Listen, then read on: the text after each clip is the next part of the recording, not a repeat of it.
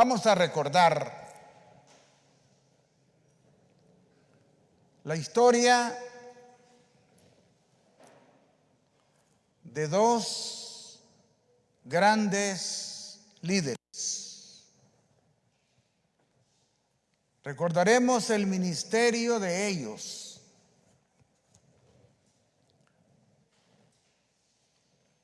Fueron los que pusieron el cimiento de la fe cristiana. Uno de ellos era mayor del otro 6 meses. Eran parientes por parte de madre. Y me refiero al ministerio de Juan el Bautista y de Jesucristo. Juan el Bautista primero se llamaba Juan. Su padre era sacerdote. Quedó mudo cuando llegó el ángel Gabriel a decirle que su esposa iba a tener un hijo. Elizabeth era una mujer estéril y ya entrada en años. Zacarías al principio no quiso creer o no pudo creer. Y el ángel le dice: vas a quedar mudo. Y así fue, quedó mudo hasta que el niño nació. Y Zacarías dice que Juan se iba a llamar. Y le llaman Bautista cuando inicia su ministerio. Un ministerio bastante raro.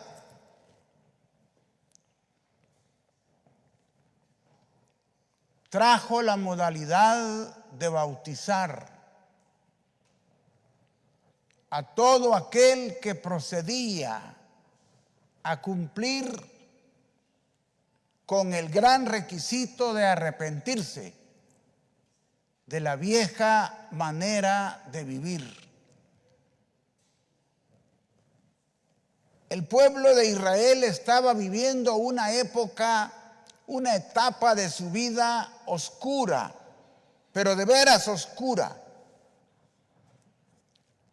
Desde el sacerdote, desde el sacerdocio, hasta la gente común y corriente, vivían en una corrupción espantosa. Y Juan viene a preparar el camino,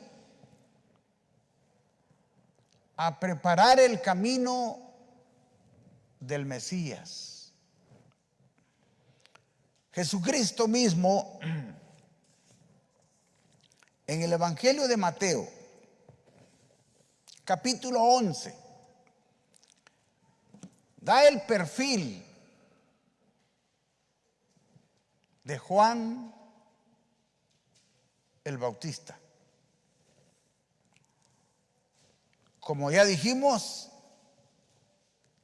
le dijeron Bautista porque implementó ese rito de bautizarse, rito que no estaba tipificado en la ley y ningún profeta lo había instituido.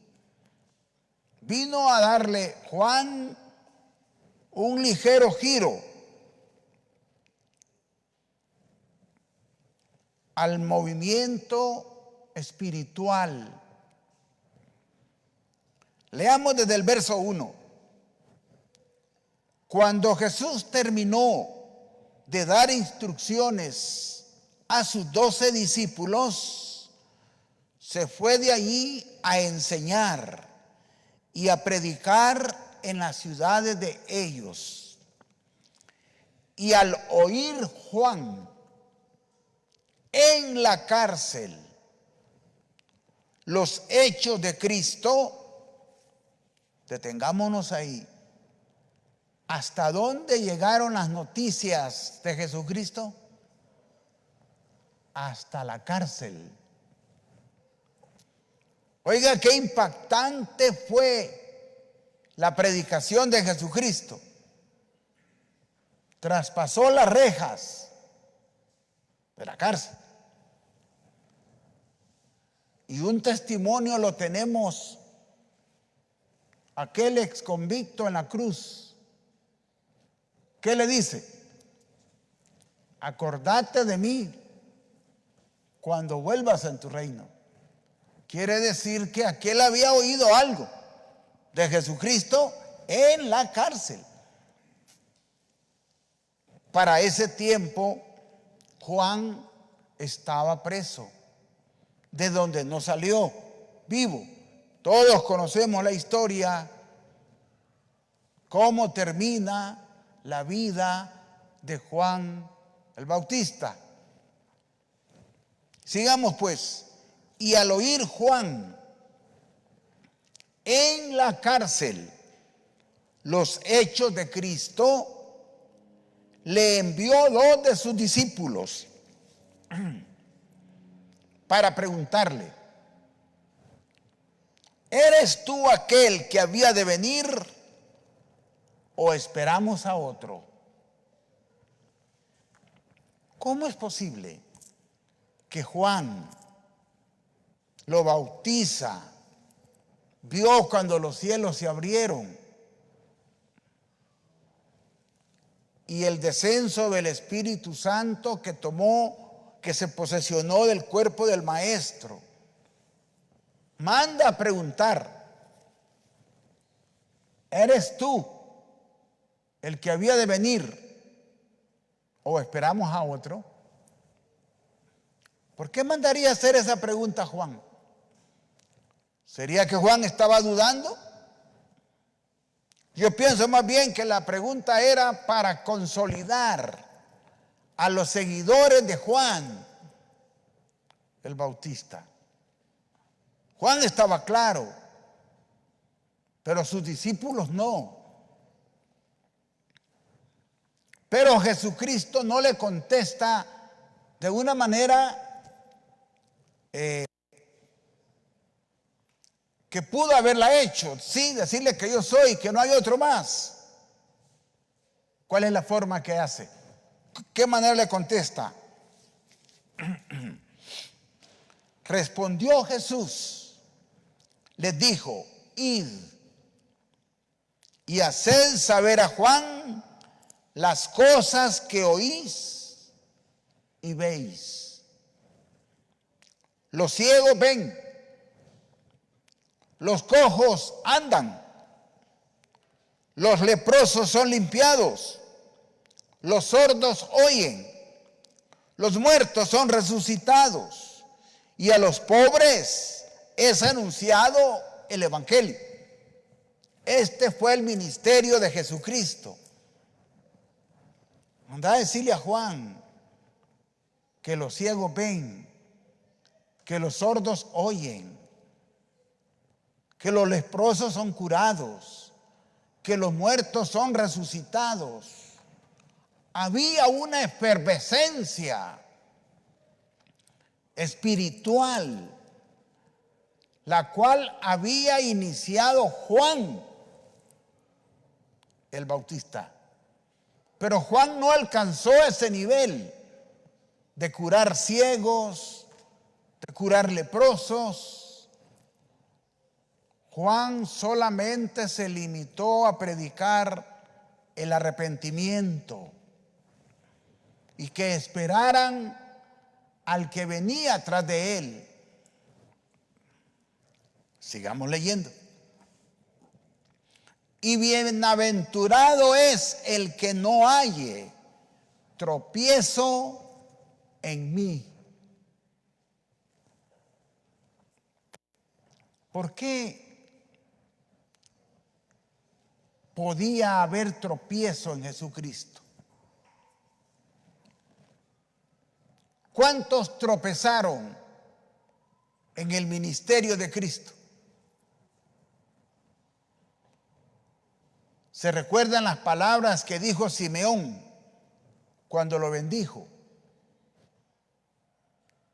Cuando bendice a Jesucristo o a Jesús, este va a ser para caída de unos y para levantamiento de otros en Israel. Bienaventurado el que no halle, dice el maestro, tropiezo en mí. Ahora, ¿qué dice de Juan? Mientras ellos se iban, o sea, los discípulos de Juan que llegaron a preguntar, se fueron.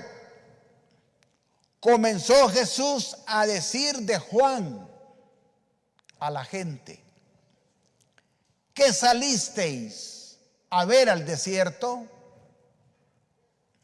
¿Una caña sacudida por el viento? En el desierto literalmente se dan grandes vendavales y agitan las cañas, los arbustos, los hacen moverse, las palmeras. Pero Juan, el maestro, pregunta: ¿qué salisteis a ver al desierto? ¿Una caña agitada por el viento? ¿Qué entendemos de esta pregunta? ¿Qué clase de hombre, qué clase de profeta fue Juan el Bautista?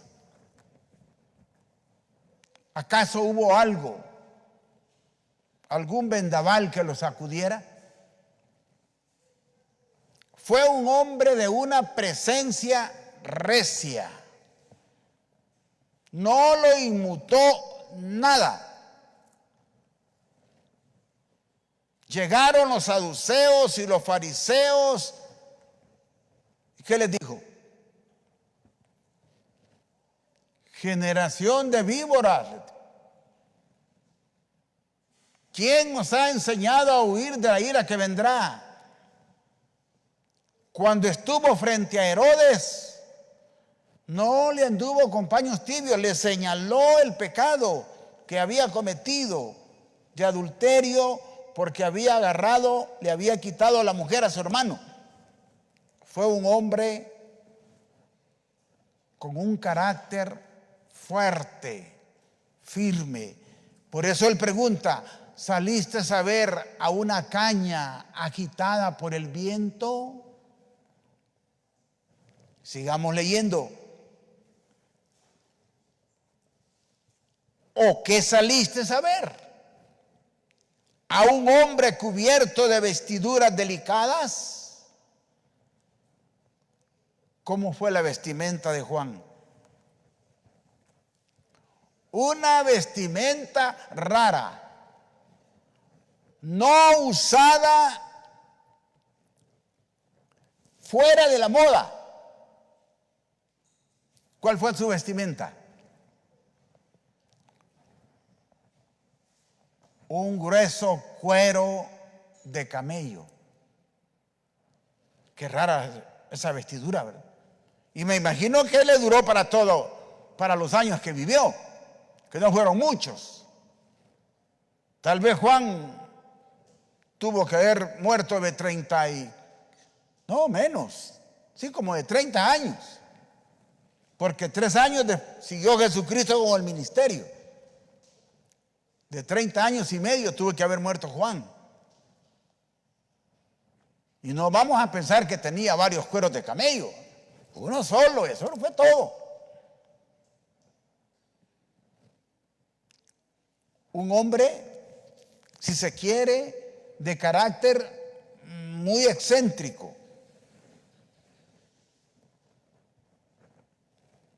Un profeta con una personalidad nunca vista en Israel. A Jesucristo Lo confundían un poco con Jeremías, porque Jeremías tenía un espíritu flemático, lloraba con facilidad. Jesucristo también lloraba con facilidad, pero Juan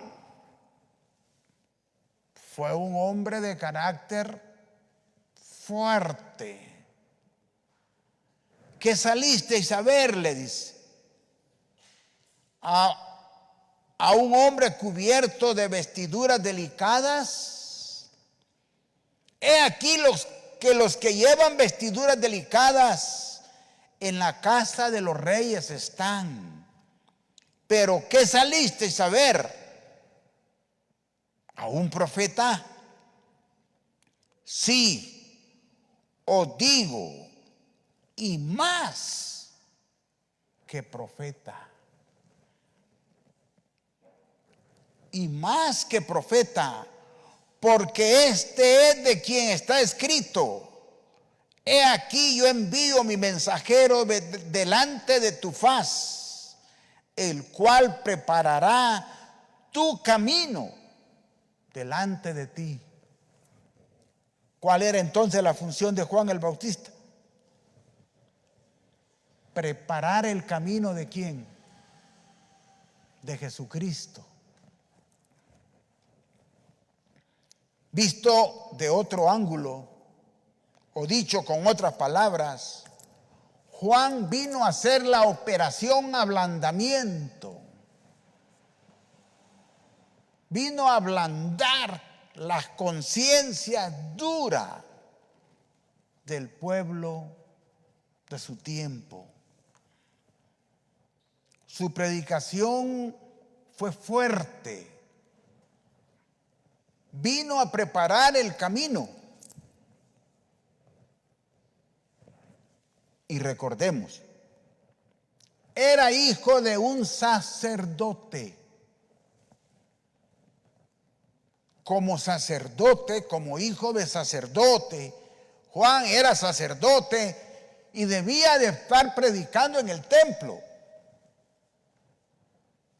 ¿Pero a dónde predicó? En el desierto. No predicó ni en las calles de Jerusalén. Predicó en el desierto. ¿Por qué? ¿Cuál sería la razón por la que predica en el desierto? ¿Cómo es un desierto? Un lugar inhóspito, un lugar duro para vivir. Escasea la comida. ¿Cuál era su alimento? Miel con langosta. Eso era todo. Y la gente venía a él. Fue tan poderosa su predicación que llamó la atención de la gente. Y no de cualquier gente, distintos estratos. Llegaron fariseos, llegaron saduceos, llegaron publicanos, llegaron soldados, llegó de todas las capas sociales.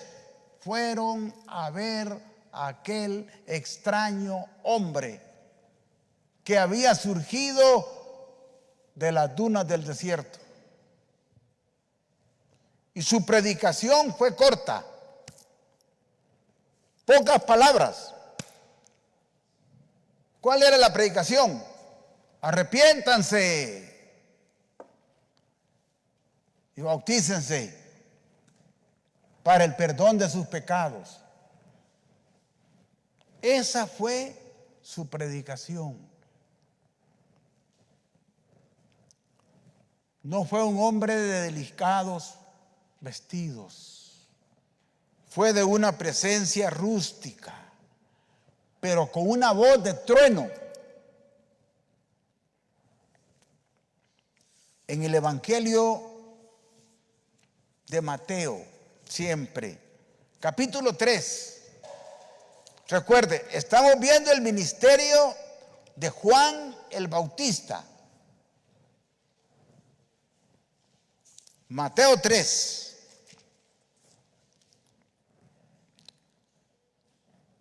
Leamos desde el verso 1. En aquellos días vino Juan el Bautista predicando en el desierto de Judea y diciendo: arrepentíos, porque el reino de los cielos se ha acercado. Pues este es aquel de quien habló el profeta Isaías cuando dijo: voz del que clama en el desierto. Detengámonos ahí. ¿Cómo le llamaban a las personas en aquel entonces que gritaban en el desierto? ¿Y por qué lo hacían? Si registramos un poco la historia, vamos a ver que en los desiertos, en aquel tiempo, era un lugar que estaba trillado de tantas encrucijadas, de tantos laberintos, y cualquier persona se podía perder. Y perderse en un desierto en ese tiempo era la muerte. Moría de insolación, lo mordía una serpiente. Pero habían personas que se dedicaban a rescatar la gente perdida en el desierto. A eso le llamaban beduinos. Llegaban a desarrollar la visión, los ojos eran grandes y tenían una voz fuertísima y gritaban para buscar al extraviado. Viéndolo desde ese ángulo, Juan era un beduino gritando a todos los extraviados en el desierto de la vida, gritándoles, rescatándoles para ponerlos al camino. Ahora, ¿a qué camino los estaba conduciendo Juan? Pensemos en esto. Juan está rescatando del desierto a los perdidos y los está conduciendo a un camino. ¿A qué camino los estaba conduciendo? Al camino que los estaba conduciendo era a Cristo. Aquel que más tarde dijo: yo soy el camino. A todos los perdidos, Juan, como un beduino, le repito, los estaba llevando al camino, a Cristo. Por eso se presenta como la voz del que clama en el desierto. Preparad el camino del Señor, les dice. Enderezad sus sendas. Ahora pongámosle cuidado al verso 4. Y Juan estaba vestido de pelo de camello, tenía un cinto de cuero alrededor de sus lomos, y su comida era langosta y miel silvestre. Qué comida más rara, ¿va? Miel y langosta. Pudo haber sido la langosta una especie ¿cómo se llama este animalito? De grillo, que era piernudo, que la ley permitía comerlo. Desafortunadamente, esa raza de animales se perdió. Ese fue el alimento de Juan el Bautista. Imaginémonos a un hombre así, envuelto en un cuero de camello, soportando las altas temperaturas del sol. Y el cuero lo conservaba, le conservaba la temperatura, no lo quemaba. Un hombre con una voz potente, fuerte. Ahora agrega, verso 5, y salía a él Jerusalén y toda Judea y toda la provincia de alrededor del Jordán, y eran bautizados por él en el Jordán, confesando sus pecados. De manera que Juan el Bautista provocó una revolución espiritual en las riberas del Jordán. Y apenas lo que estaba haciendo eran los preparativos para recibir al Mesías. Y agrega todavía, al ver él que muchos de los fariseos y de los saduceos venían a su bautismo, les decía, oiga, mire qué potestad la de este hombre, generación de víboras, ¿quién os enseñó a huir de la ira venidera? Detengámonos ahí. En un desierto, ¿qué es lo que le saca carrera o qué es lo que hace huir a un nido de víboras? Pongámonos a pensar, literalmente hablando, ¿qué es lo que hace huir a un nido de víboras? El fuego. ¿Cuánto estaba calando y quemando la conciencia de los fariseos la predicación de Juan? Y tiene la autoridad moral, espiritual, de decirles, generación de víboras. ¿Por qué les dicen generación de víboras? Porque los fariseos eran astutos, sagaces, para inventarse una de cosas y engañar al mismo pueblo.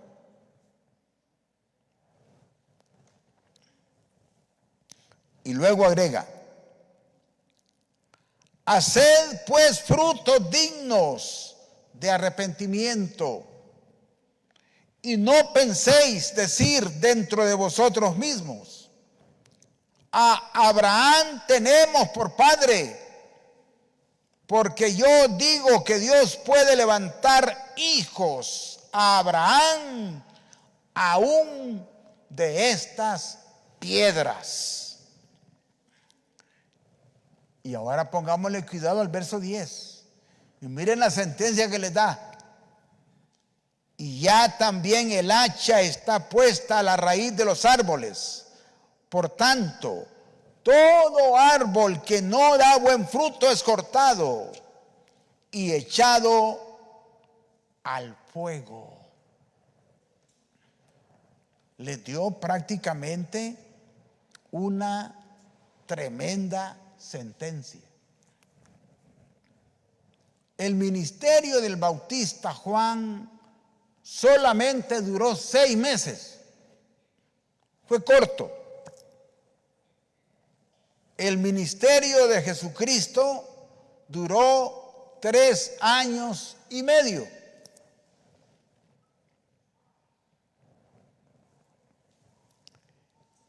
En el Evangelio de Lucas,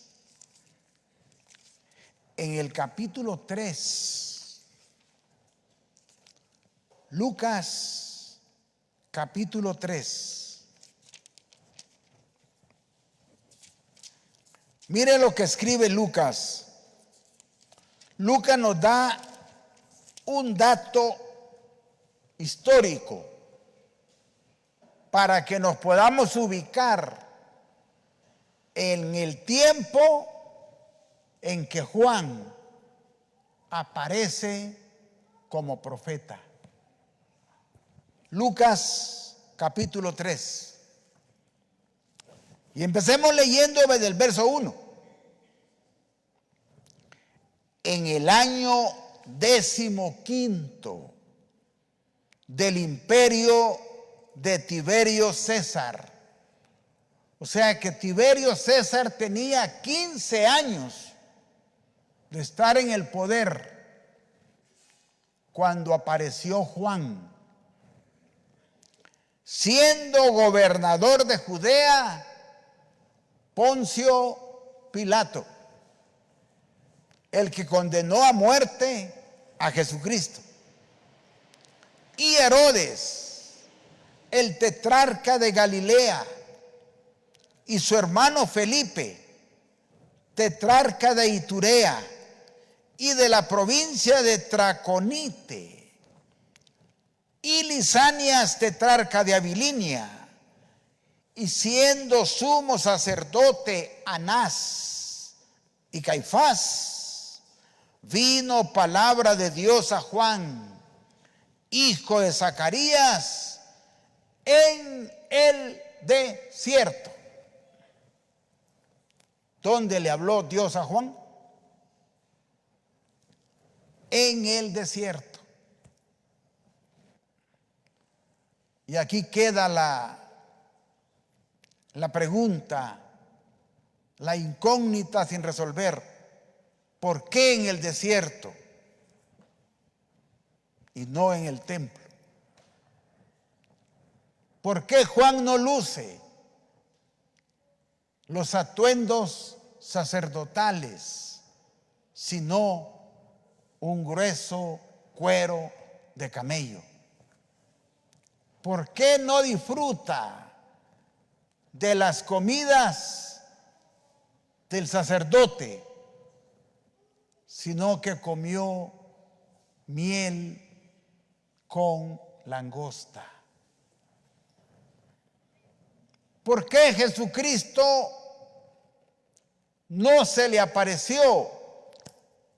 ¿O por qué los sacerdotes del templo no identificaron, no conocieron quién era el Mesías? ¿Y por qué el sacerdote del desierto lo identifica?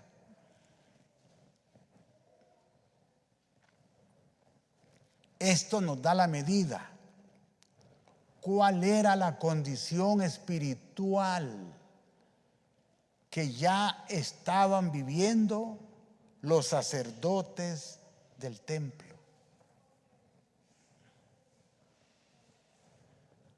Era una situación tan baja que el sumo sacerdote ya no lo ponían los sacerdotes. No era elegido según el orden sacerdotal.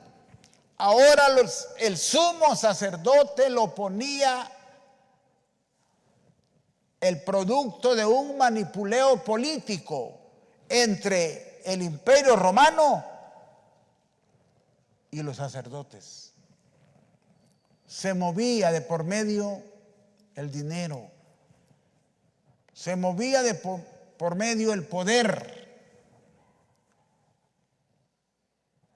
Por esa razón,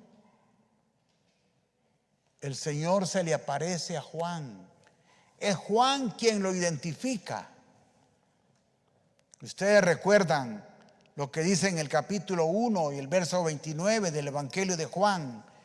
He aquí el Cordero de Dios que quita el pecado del mundo. No siempre el Dios eterno se le ha presentado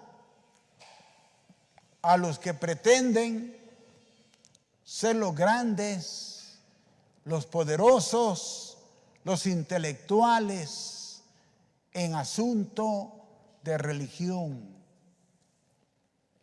¿Quién iba a creer que aquel beduino del desierto era el que iba a bautizar al Mesías? Era algo increíble. Y todavía sigue diciendo Lucas en este dato. Sigamos con el verso 3. Y fue por toda la región contigua al Jordán, predicando el bautismo de arrepentimiento para perdón de pecados, como está escrito en el libro de las palabras del profeta Isaías, que dice: voz del que clama en el desierto, preparad el camino del Señor, enderezad sus sendas. ¿Cómo estaban entonces las sendas del pueblo? Torcidas. Había que enderezarlas. El sacerdocio de Leví se había deteriorado. Ahora, hermanos, para concluir,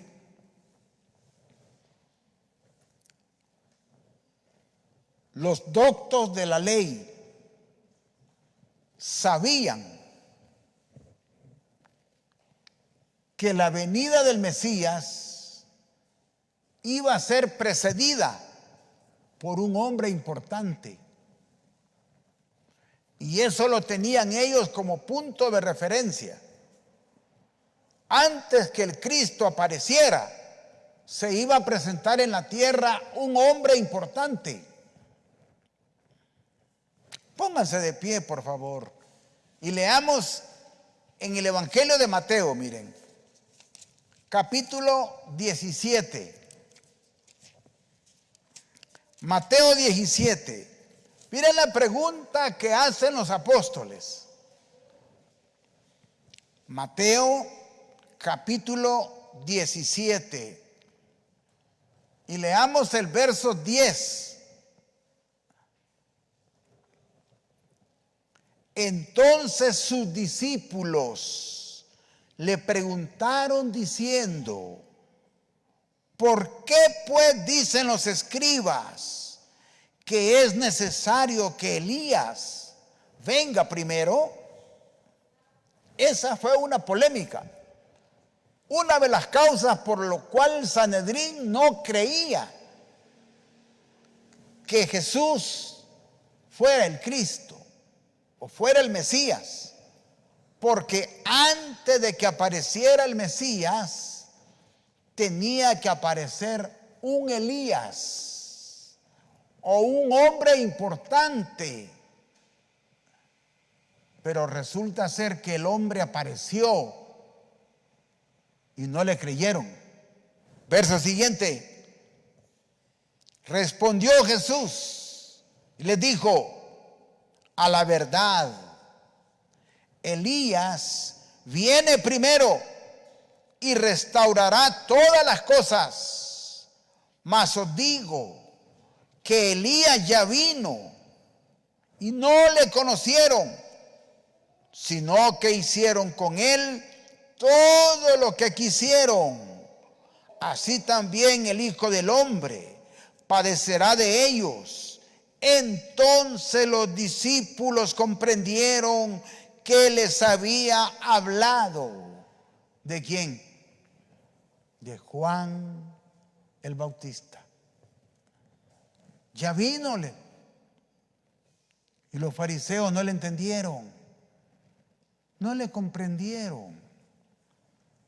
¿Qué miraban en Juan? Un hombre extraño. ¿Quién iba a soportar vivir en el ardiente desierto y comer miel con langosta? Y no estar de acuerdo con ninguna capa social de Israel. Llegaban los fariseos, generación de víboras, les decía. Llegaban los publicanos y les decía, no hagan extorsión. Llegaban los soldados y les decían, conforme con su paga. A cada uno le daba su merecido. Era la voz que clamaba en el desierto. No estaba de acuerdo. Y hermanos, si nosotros queremos vivir bajo la voluntad de Dios, nunca vamos a estar de acuerdo con el movimiento de la sociedad. Siempre estaremos en contra o ellos estarán contra nosotros. Ahora, ¿y el ministerio de Jesús cómo fue? Si Dios nos lo permitiere, lo miraremos el otro miércoles. Paz para todos.